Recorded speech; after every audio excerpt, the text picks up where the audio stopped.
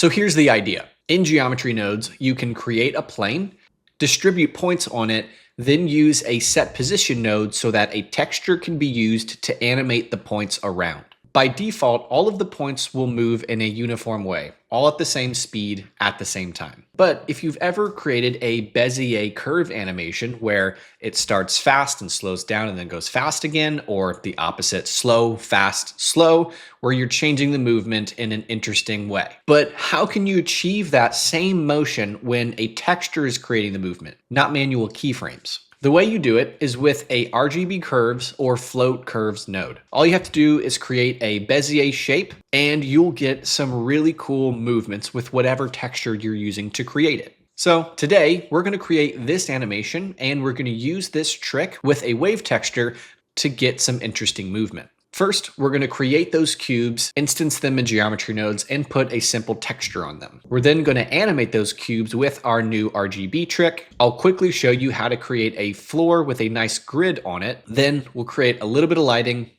and render it out. The folks on Patreon got early access to this concept and this bonus tutorial where we're moving the cubes around and connecting them all with curves. It's really cool, so if you want to check that out, that is linked in the description. And there's a bunch of other tutorials and project files available right now on Patreon. You can get all of that for a discount if you subscribe annually. So if you want to check it all out, linked in the description. I'm really proud of a lot of the work that I'm putting on there right now. So with that being said, let's make this animation. So first we'll hit Shift A, we'll create a plane, and we're going to use that to house our geometry nodes. Let's go to geometry nodes, click new, and let's go ahead and delete the input, Shift A, and get a grid, and plug the grid right into geometry. We'll scale it to 10, and we'll give it 20 on the X and the Y vertices. Let's go ahead and create a cube for our scene. So I'm just going to go here to cycles, drop down and click on scene light, scene world. And I will be rendering this in cycles. You can absolutely render it in Eevee if you want to. So I'm hitting this drop down and clicking on unchecking scene light, scene world. So we can just have some light. I'm going to hit Shift A, create a cube. I'm going to hit the tab key to go to edit mode. I'm going to hold down Control and snap it up. And that is going to snap the anchor point of the cube right at the very bottom. You don't have to do this exact step. You can go around it if you want, if that didn't make any sense. I'm going to go ahead, I'm going to go out of the render view really quick, and I'm going to scale my cube down so it's a little bit flat. Control A, apply that scale. We're going to go to a bevel modifier. So go here to the modifiers, search bevel, and I will always complain that there's not a bevel modifier in geometry nodes. I will always complain about that.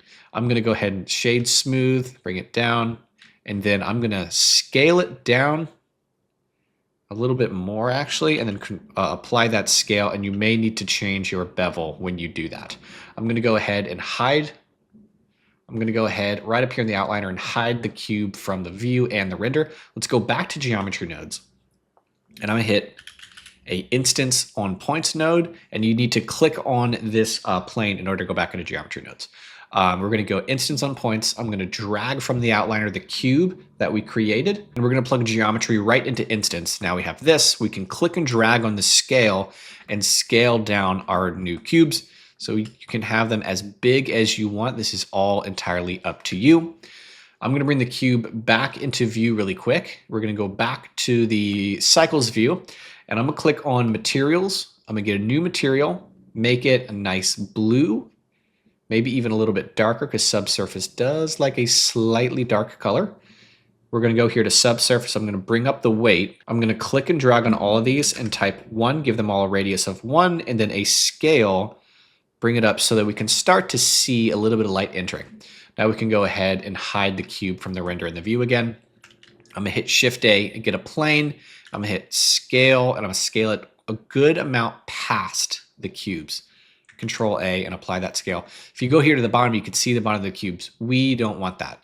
So you can take this plane here and just go here to the object properties and get the Z down just a slight bit so that those cubes are above our plane. Let's click back here to geometry nodes and let's add a little bit of style first. I'm going to get a delete geometry node, and place this before the instance on points. We're going to get a random value node. Looks like my caps lock is on. We're going to go from float to Boolean so that we can get a slider. Plug this into the selection, and now we can just delete a few. This is purely just because I want a little bit of styling. A little bit of randomness always just helps with some style, make it look interesting, make it look a little bit organic. There we go. So we've randomly deleted a few. Now let's go ahead and animate these cubes. So what we're going to do is get a set position node and put that before the instance on points. And then I'm just going to move this object info node, highlight these and just hit G. Let's go ahead and get a wave texture. And before that, we need to get a vector math node set to multiply, and then we'll plug color into vector, vector into offset. Nothing's going to happen. So this is why we added this vector math node, because we can specify which axis we want to move it on. In my case, this axis right here. So you can create the strength of your animation here, and then the phase offset is going to move these around. So let's go ahead and create that animation. The way we could just sort of kind of eyeball how we want our animation to look is we can get a scene time node. And I'm right down here. I'm going to give myself a bunch of frames. And we can get a math node. So if we just plug seconds into phase offset, we're going to get animation. The math node set to divide. The higher the value, the slower the animation, the lower the value, the faster. So you can just sort of watch this animate through. And this is really convenient because if we want to tweak the animation, we don't need to create keyframes and have to redo keyframes if we don't like the speed. We can just play with the speed here and add in our RGB effect. So I'm going to highlight these, hit G and move it, and let's get a RGB curves node and just do a very simple, just like that. And now we're creating this. Now, a couple things to consider here. You can make this animation more aggressive based on how straight this line is. See how that acts when it's really straight? We can make it even straighter, and it's almost kind of a constant keyframe. Or we can make it really smooth and just make it very subtle. Because if I mute this, see how that looks? Bring it back. It changes it very subtly. So the steepness, if that's a real word, based on how steep the animation is going to be how aggressive that kind of Bezier behavior is going to be. So you can have a lot of control over it from that angle. I prefer this. I think the more aggressive just looks more like a choice.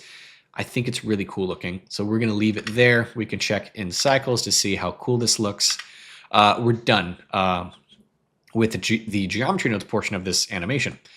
Let's go ahead to the shading, and let's create that grid floor. I'm gonna hit Control A and apply scale just in case I forgot to. So let's create a nice grid floor. So I'm gonna click new on the material, and we're gonna get a mix color node. If I can find it, there it is.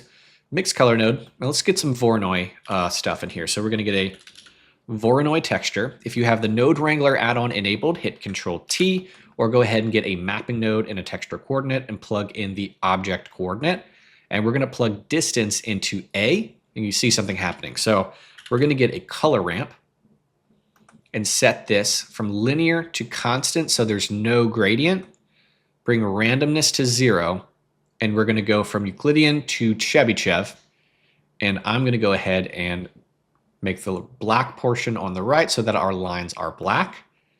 Give it a scale of 1, and then you can just sort of make this a certain thinness, something around that. Let's go ahead. I'm going to hit Control-Shift-D for a duplicate. That just the Control-Shift-D only means that it stays connected to the mapping. If it didn't stay, just go ahead and map it. We're going to get a color ramp, plug distance into color ramp, plug color to B. Nothing's going to happen really until we go do a scale of 5. And now we have a bunch of smaller cubes. I may say maybe even 10. I think I really like that. And then what you can do, hit G and move this over. You can take this the bigger line, plug it into the factor, and that's going to mix them both together evenly. Honestly, I'm going to do 5. All right, so that's going to mix them together evenly, and then you can just go ahead and specify, say the line is a little too thick. And then you can change and make sure you look at this in Eevee, because sometimes the smaller one will disappear when you're using, make sure you're looking at it in cycles. Small one might disappear, and then you can even bring the color down. So now we have this nice grid. Last thing I want to do is to have a blue circle at the edge of every one of these large points right here. So what we can do is get another mix color node, plug this mix into A, B. On B, we can just go ahead and specify the color that we want it to be, something like this. Let's just go ahead and duplicate this color ramp, get a Voronoi texture, and plug the mapping node into it, and get distance here, plug that here, and then we can just go ahead and bring roughness to 0. Now you can play with the size. So right now, this Voronoi is the same size as this Voronoi, so they kind of map perfectly. I want them to map perfectly to this one, and the size of that, of the large lines, and the size of that is 1. So if I give this a scale of 1, now it's just going to be the middle. We want them to be on the cross point. So what I can do is to get another vector math node and just plug it on the line connected to the circles. Plug that there, and if you click and drag on the X and Y, type in 0.5, it will move them to the perfect middle portion. And then you can just bring down the size of our blue dot. And now we have just this like nice little blue circle at the middle of our grid. And I think it looks really, really nice. All right, let's go to lighting and we'll be done. So let's go here to the layout. I'm gonna click on cycles and let's add a light. So we're gonna go here to the world, click on this yellow circle, click on the yellow circle right here on color and go here to sky texture, go here to the camera icon, scroll to color management and bring your brightness, your exposure down. Right now it's a little too bright. Let's go back to the world. And here's some stuff that I really love to do when I'm playing with the world texture. The sky texture one is bring the aerosols up. So if you bring aerosol value, what it's going to do is make the color of the shadows lighter through sort of fading out the harshness of the sky. So if you bring it down to a value of 1, you're gonna have this really harsh color. We have like a dark sky up here, and it just, it's not my favorite. So what I do is I just bring up the aerosols a little bit. And then if you want the shadows to be less like this solid line, you can bring up the the sun size just a little bit, and that'll fade it. It's a very subtle change, but I think it looks cool. And then I want my camera angle to be right about here. So I think my sun rotation, how do I want it to be? I think the shadows are a little too aggressive, so I'm going to bring up the sun size a little bit more until it's a little softer. All right, this looks nice. A little bit of sun coming around this way. My last thing I want to change is that I don't like the slight kind of pink. There's some color there. I want the light to be just a pure white. So the way you can do that is I can hop into the shading, and I'm gonna hit this drop down here, make sure we click on scene world and scene lights. There's a subtle color coming from like the blue and that sort of pinkish there. If here in the shading, if you switch from object to world, right after the sky texture, you can get a hue saturation value node and bring the saturation to 0, meaning we're cutting all the color out. So we're just getting values. And that's going to give us a perfect white color. And then I'm going to go back to color management and bring my exposure down a little bit more. We can go back to layout. We need to go back to geometry nodes and actually specify our animation. So let's go ahead. I'm going to delete a few more of these points like that. And then we need to delete the divide and the scene time, and we're going to animate our phase offset. So bring that phase offset to 0. I'm going to give myself 200 frames. Not a whole lot. I'm going to go back to frame 0 and be sure in your preferences, the default animation interpolation is linear. So very important. Let's go ahead and hit I.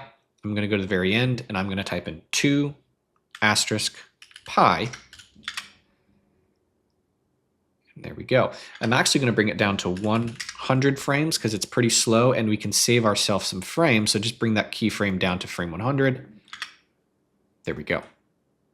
Now we have our animation. Really simple, really easy. I'm going to go back to layout. Let's go ahead and pick our camera angle. Something where we can appreciate the sun, probably right about there. I'm going to hit Shift A, get a camera, and then Control Alt 0. Snap that to view. I'm going to zoom out a little bit. You can have a little bit of fun with making sure you're here in the camera icon that your motion blur is on, and maybe you can increase it a little bit to get a really nice fade. So I'm going to go right when it's kind of moving. And then you can also do a little bit of depth of field and really give it this nice kind of atmosphere, just blurring those top and the bottom. Let's give this a render and see how it looks. So here you go. This is the final render. It looks really cool. We have this nice motion blur showing like these things are moving super fast. It just really ups that look. And if you want to go ahead and export it, go here to the printer icon, specify your size, and then go ahead and create a folder and select that folder here to put all your PNGs in, and then render animation, and you'll have something really cool when you're done. So there you guys go. Thank you for watching. Again, if you want to check out the bonus tutorial on Patreon for this, along with all of the other exclusive content on Patreon, you can check that out linked in the description. I hope you learned something really cool from this animation. I think it looks really awesome and it was really fun to make. So with that being said, thank you guys for watching, and I'll see you in the next one.